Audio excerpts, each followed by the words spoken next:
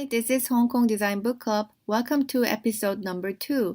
Today we are going to review Practical Empathy by Indi. Hong Kong Design Book Club has more than 3 years of history, and we meet up to discuss design books once every 1 or 2 months. We covered quite a lot of design books and also covered mental models by the same author, Indi, about 3 years ago. We had one of the most productive sessions talking about how we can actually build mental models and how we can make use of them for better customer experiences. We were impressed that the book was really focused on people's behaviors rather than demographics and detail-oriented about the process of building mental models, so it was easy to follow. Today, I'm going to introduce Practical Empathy.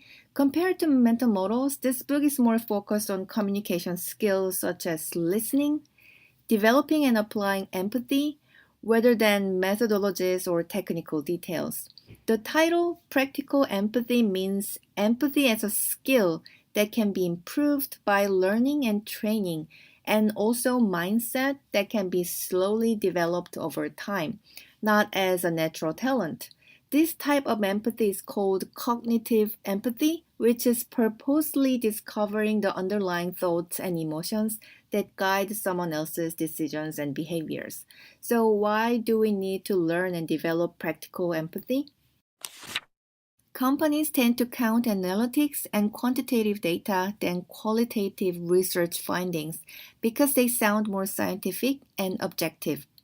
But when we are too comfortable only focusing on numbers and neglecting to explore the real reasons behind the numeric trends, we only come up with short-term solutions which are basically copying our competitors. The author said this is childish, and I totally agree. We can see this happens under immature corporation culture. It's a common misconception that only quantitative data is solid and valid, but both quantitative and qualitative data have valid and soft ends of their spectrums. And it's important to understand what makes people tick, with more listening and empathizing with customers for making better changes in our service offering. Quoting from the book, going deeper than assumptions and opinions in your understanding of people is powerful. If your organization is captivated by metrics, empathy will balance out the numbers. One thing that this book keeps telling us is we need to follow the step-by-step process of listening, developing empathy, and applying empathy. We can't just jump into the applying stage and keep generating solutions without any foundations from the previous steps. We can't just make assumptions on people's needs and push our solutions. There are a bunch of bad examples that fell into this trap. BlackBerry, they thought the hardware keyboard is essential because they only considered corporate email warriors as their customers, but it turned out other customers wanted a touch interface. Windows 8, Microsoft thought customers want a unified user interface and pushed this grid thing to every device, and this caused horrible user experiences. So we need to follow the whole steps of listen, simmer, and walk in shoes. After having a decent time exploring people's thinking and habits, and understanding their purposes deeply, solutions we offer will better fit real people's lives, and that's how we differentiate our service or products from competitors. Let's look at the quotes about this. People try to act empathetic, to take someone's perspective, to walk in his shoes, without first taking time to develop empathy. This leap is problematic when it comes to your work. You end up with business decisions based on expectations about how others are reasoning, not based on knowledge. The structure of this book is also following the suggested 3-step process, so the whole chapter 4 is about listening, chapter 5 is about making sense of what we listened, chapter 6 to 8 are about applying empathy to our product, service, work, or organization. I think chapter 4 is offering brilliant listening techniques. It covered well-known interview skills such as asking open questions, being neutral, concentrating on listening, avoiding leading questions or explaining things or demonstrating how smart you are, etc. There are also some differences from classic interview skills. It suggests not to be much of the researcher mode. Be more relaxed and go with the flow. Don't need to prepare a bunch of questions or try hard to be the owner of the conversation and let the speaker keep choosing the direction. It was interesting that this book said we need to avoid to say, okay, great. From my experiences, I think I say okay, great a lot to wrap up a certain conversation. The book says that's great, smacks of your hurry to get through the sessions or your need to pack in many topics as possible. And it makes sense. I think I was more prepare everything before the session and have to ask everything in time type of researcher. So it was great advice. I can retrospect myself and improve my way of listening. Books about interview skills suggest asking why questions a lot to dig the speaker's deeper reasons behind certain thoughts or behaviors. Good questions don't even need to be full sentences. They allow the speaker to go into more detail without you getting too specific. So questions like these will help you go deeper. Why is that? What were you thinking? What's your reasoning? Tell me more about something. Because the next step is making sense of what we heard. This is the process to study what the person said to double your understanding without analyzing or synthesizing yet. The main activity here is identifying the concepts in the script and writing down one sentence summary starting with a verb to each concept.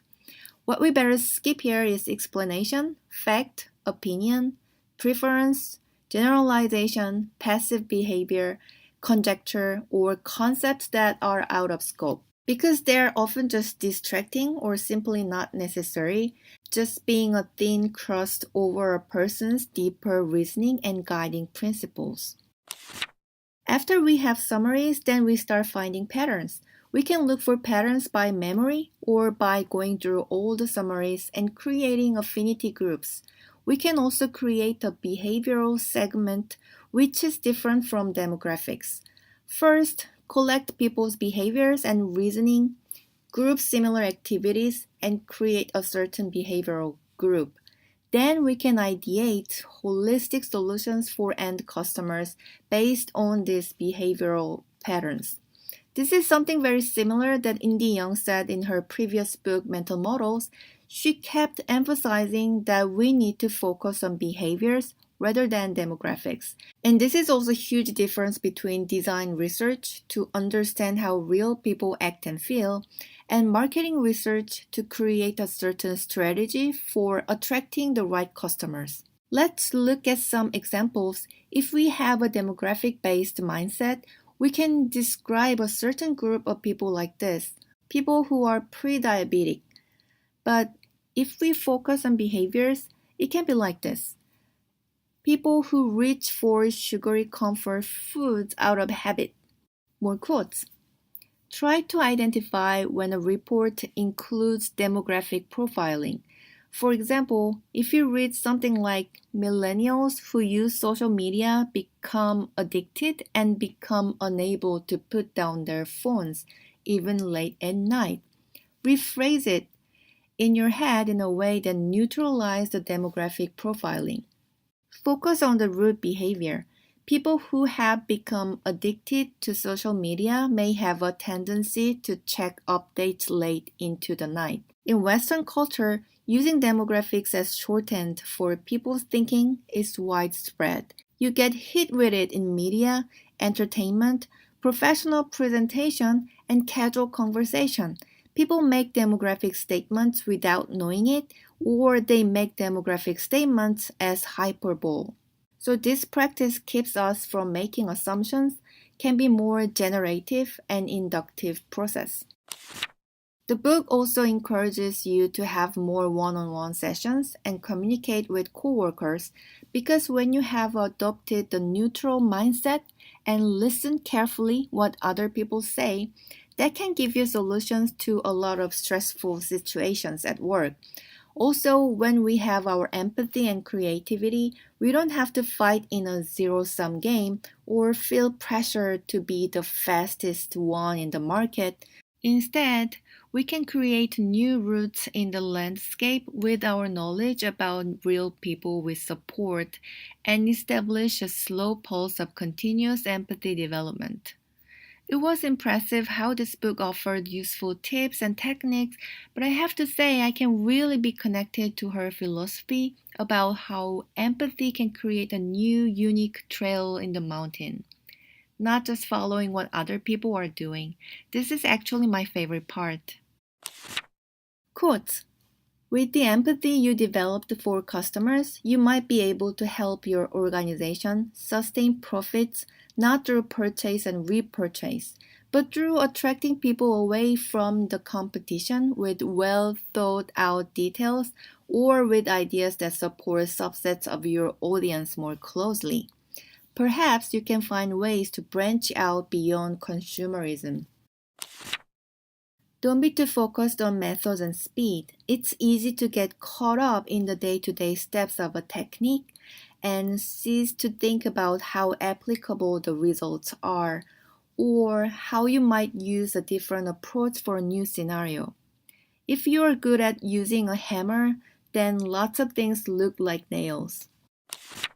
This empathetic mindset helps your organization map out more of this unknown territory so you can confidently branch away from competitors.